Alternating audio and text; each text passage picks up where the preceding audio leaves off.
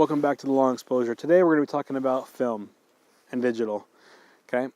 First off, before we begin, check the description for my book links and subscribe. Okay. There's a lot of different books back down in there that you will benefit from highly. Okay. Now, real quick. Sorry, I keep distracted by these cars in here. I don't see it in my car every single time.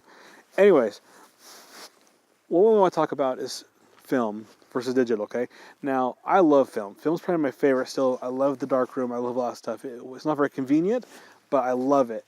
Okay, but we're not going to really go into too much depth about film right now. What I want to talk to you guys about is, because a lot of you guys that are shooting now have probably started shooting in the last 10 years or so, or really since digital cameras really took over the camera scene, the photography scene, okay?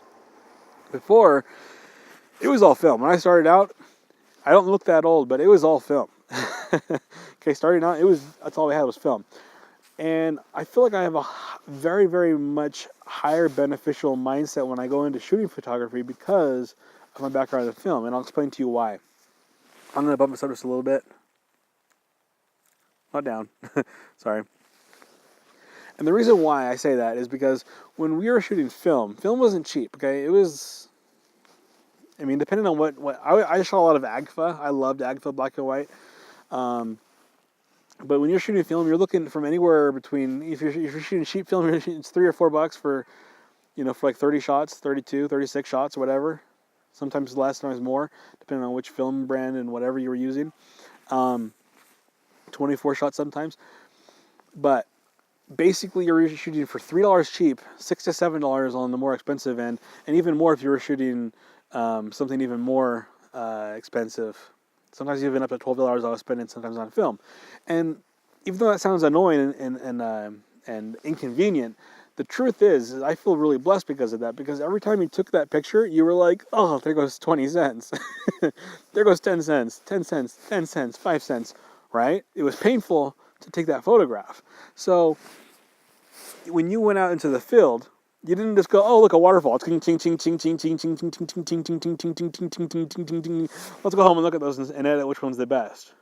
No, you went, okay, how is my composure? Am I following the rule of thirds?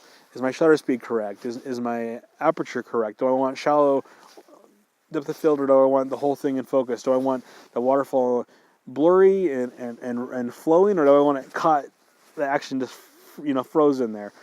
You really had to think about each little, at least I did. Some people probably didn't care, but at least I, in my mind, went through every photograph and said, okay, is it level? Is my composition good? Is my lighting good? Is my exposure correct? And you couldn't just, click the picture and then go review it and then see if it was good. You had to take all those photographs, take it into the darkroom, or have someone else, a lab, do it for you if you wanted to, do it that way. And I personally love doing my own darkroom. Man,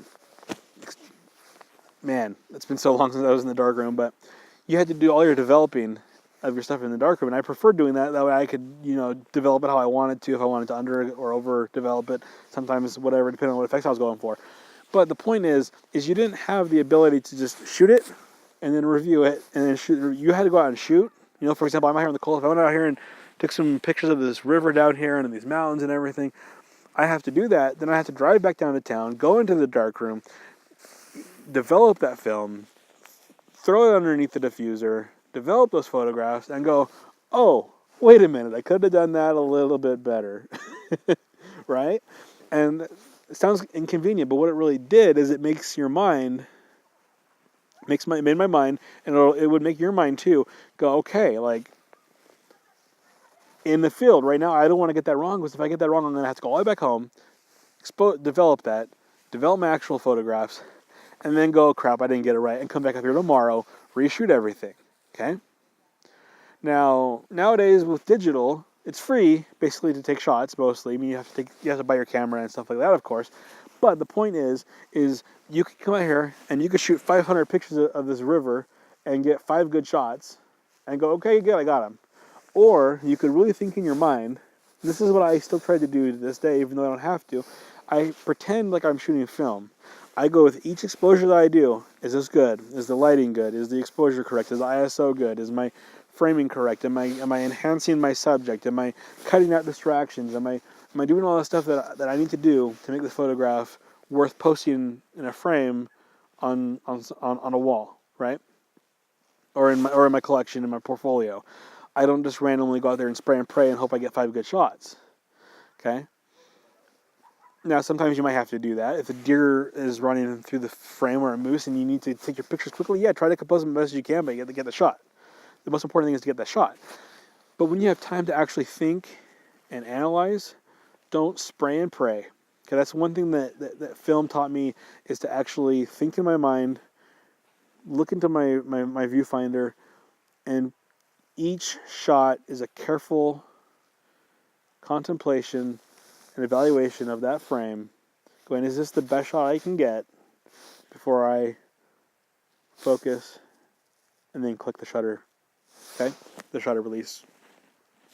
And by doing that, I end up with a lot less taking over on my memory cards, first of all. I have a lot less problems editing, and I get a lot more better pictures, and my brain is exercised into being more creative with my shots. I'm not just going click, click, click, click, click, click, click, click, click, click, click, click, click, click, click, click. Oh wait, that one looks good, that one's horrible, that one's good, that one's good, that one's good, that one's good, and having to do that later, okay? Also, it'll give your brain a lot more intuition when it comes to live shooting with people, portraits, stuff like that. Okay? Especially if you do weddings or engagements, stuff like more serious photography when it comes to people. Landscapes will forgive you. The bride probably won't. You can't just spray and pray. I mean, sometimes you have to. Okay, you have to sometimes break the rules. Like I said, break the rules sometimes. But if you have a chance, go get yourself a film camera. It doesn't have to be too expensive. Practice with some film. You'll actually be surprised, like, how fun film is. Okay, you'll find it's kind of refreshing actually not checking the viewfinder every single time. And sometimes I don't even do that. Sometimes I'll do that with my digital camera. I'll shoot and I'll shoot and I'll shoot. I won't even look at the pictures until I get home. If it's a really important project, I don't do that most of the time, but it is refreshing sometimes to do that, see what you get. But it is useful. There is a place for digital photography, of course. It's pretty much the thing now. And it is useful to be able to check those things, evaluate your frame, and then reshoot if you have to. So don't always ignore those. I'm just saying it's refreshing to sometimes. Anyway, guys, that's what I loved about film. That's what I learned from film, and that's why I think my photographic skills are enhanced now because of film and my experience with shooting film in the beginning. I'm glad I didn't start with digital and then go to film. I'm glad I started with film and went to digital, because I feel like my knowledge is a little bit better because of it. Anyway, guys, until next time, please subscribe. Make sure you check out the books in the description where I explain a lot about photography and a lot of other things too you might be interested in. So, anyways, until next time, please subscribe.